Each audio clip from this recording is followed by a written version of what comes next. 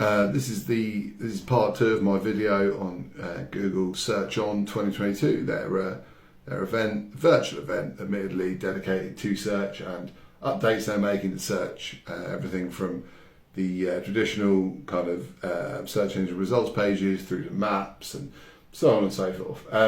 In part 1, I concentrated on the news that Google is going to start surfacing discussion forums in the main search engine results pages and the impact that will have. The other thing that jumped out at me from the event was the announcement that Google is going to start surfacing translated news from international sources. They used an example from Mexico. There was an earthquake earlier this month, and they were suggesting that if you were a UK or any other reader, but let's say UK news reader, and you were interested in the earthquake that took place in Mexico earlier this month, then when you search for information on it, you would see a new mixture of sources. So you would see news from the country that has been translated via a process of machine translation and AI.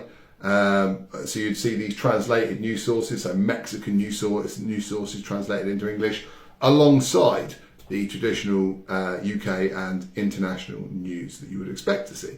So that poses a few questions, right? If you're a UK news publisher, or indeed even an international news publisher, do you maintain your kind of global reach of journalists? Do you need in-country correspondence anymore if you know you're going to be up against translated versions of domestic news outlets doing on-the-ground reporting?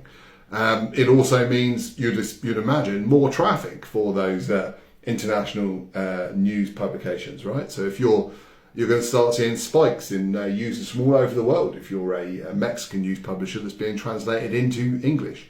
And subsequently, vice versa, you're going to see a drop in traffic if you're a UK news publisher, and then suddenly all your international readers, or all your readers interested in international affairs, can access domestic news reporting. That's going to shake up the international news landscape quite a lot, I'd suggest. So these translated stories, Google said, are coming in early 2023. So one to look out for.